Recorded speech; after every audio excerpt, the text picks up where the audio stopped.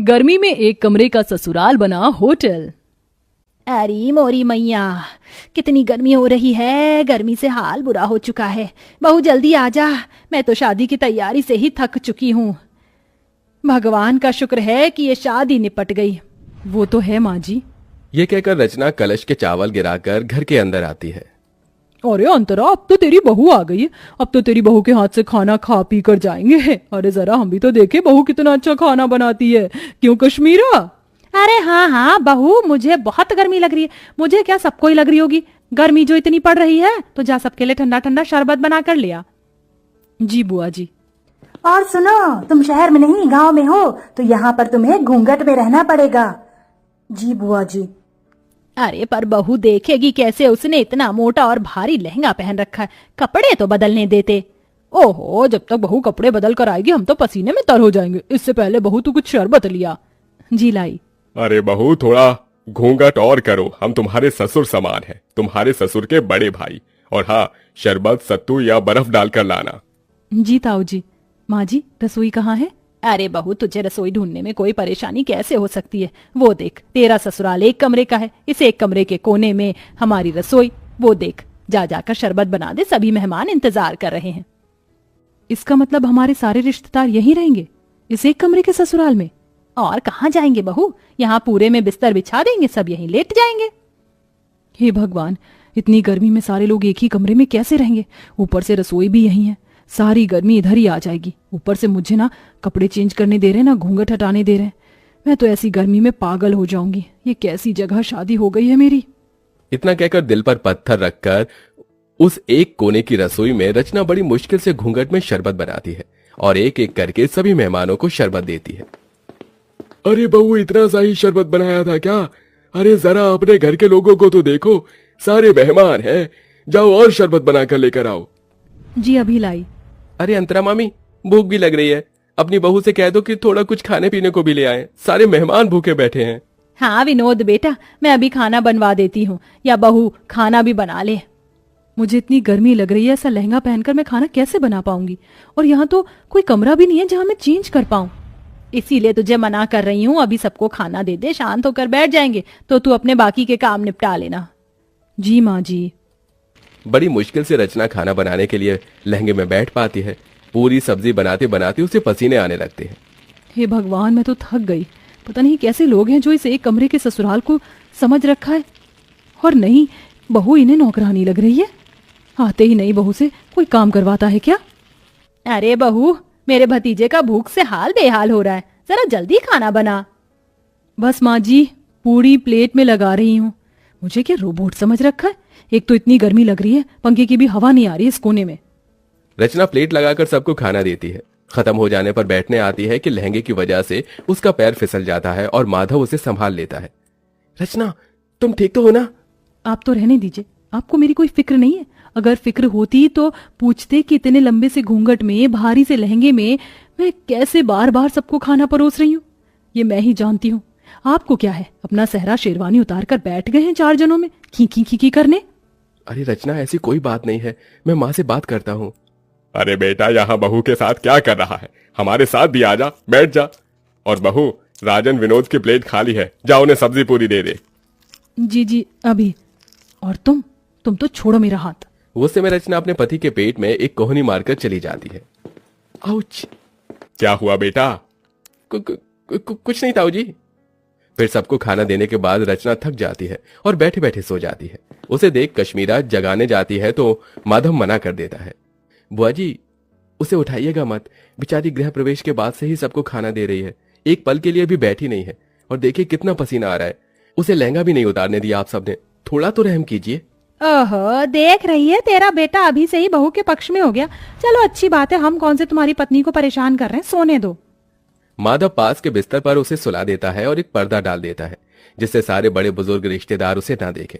ऐसे ही शाम हो जाती है। रचना अपने कपड़े बदलकर आराम से बैठी थी कि मौसिया सास सुधा उसके पास आती है। अरे बहू, तुझे कितनी बार बताऊं घूंघट करके रख, तेरे किसी भी सास ससुर ने देख लिया तुझे तो गजब हो जाएगा। नई बहू को पर्दे में ही रहना चाहिए, समझी? अब जा जाकर चाय बना। मैं चाय तो बना दूंगी, पर पर मैं तो पहले इस तरफ बैठी हूं ना, मुझे कोई भी नहीं देख सकता, तो थोड़ी देर घूंघट ऊपर कर लूंगी तो क्या हो जाएगा। मुझे भी गर्मी लग रही है, और ऐसा तो है नहीं किसी ने मेरी शक्ल नहीं देखी, सबने शादी में मुझे देखा है। देख ले अंतरा, देख ले तेरी बहू कैसे अभी से ही जबान लड़ा रही है। अरे मैं तो मौसी हूँ, मुझे इस बात का बुरा नहीं लगेगा, लेकिन कोई और होता तो तौबा तौबा तौबा। छोड़ ना सुधा, ऐसी बात नहीं करते, जा सबके लिए चाय नाश्ता लेकर आ। ये बोलते ही रचना घूंघट करके फिर से गर्मी में सबके लिए चाय बनाती है। अब इतने सारे मेहमान थे, हर कोई थोड़ी थोड़ी देर बाद अपने खाने पीने की फरमाइश कर रहा था। ऊपर से हल्की साड़ी पहनने पर विनोद कहता है, देखो रचना, मैं तुम्हारे जेठ की तरह हूँ और अभी तुम्हारी नई शादी हुई है, इसलिए बता रहा हूँ इतनी हल्की साड़ी मत पहनो। जो नई नवेली दुल्हन हो तो थोड़ी भारी साड़ी पहनो। भाई साहब गर्मी लग रही है इसलिए मैंने थोड़ी हल्की साड़ी पहनाई है। कोई बात नहीं, थोड़ा बर्दाश्त करो और अपने हाथ के पकौड़े भी बनाकर खिला दो। फिर कहाँ मैं बार बार आने बैठ रहा हूँ, मुझे तो आगरा ही चले जाना है। अब मेरा भेजा फ्राई हो रहा है, शादी करके पछता रही हूँ। इससे पहले ही बढ़िया थी मैं जब जीन्स टॉप पहनकर विदाउट कोई घूंघट के इधर उधर रहती थी, पर इन बड़े लोगों ने तो मेरा जीना हराम कर दिया।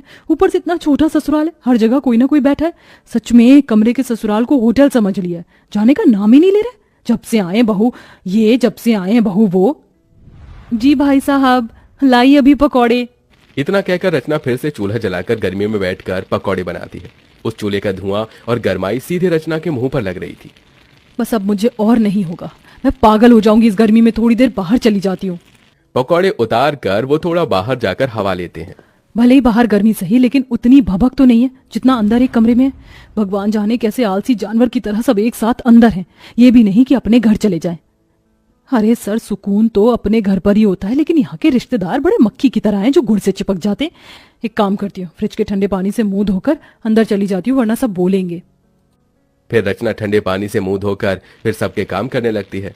ऐसे ही 4 दिन से हफ्ता और हफ्ते से 2 हफ्ते हो जाते हैं, लेकिन मेहमान जाने का नाम नहीं लेते। उन्होंने नई बहू को गर्मी में बिल्कुल काम करवाकर परेशान कर दिया था। ऐसे में रचना की हालत बहुत खराब हो जाती है, क्योंकि वो बेचारी खुद भी खा पी नहीं पाती है। पति से अपनी परेशानी बताती है, लेकिन वो नजरअंदाज कर देता है। बहू एक दिन गर्मी में कपड़े सुखाते सुखाते बेहोश हो जाती है। माधव फौरन डॉक्टर को घर पर बुलाता है, तो डॉक्टर बताता है, देखिए गर्मी में इनकी हालत बहुत डाउन हो चुकी है। और इतनी मोटी साड़ी क्यों पहनी है आप लोगों ने? आप जून जुलाई की गर्मी से वाकिफ नहीं है क्या? और इतने सारे लोग क्यों हैं? यहाँ पर मरीज के पास ज्यादा लोग रहने से और घबराहट पैदा होती है। देखिए माधव जी, हो सके तो थोड़ा रेस्ट करने वाला एनवायरनमेंट प्रोवाइड करवा दो तो बेहतर होगा। जी डॉक्टर।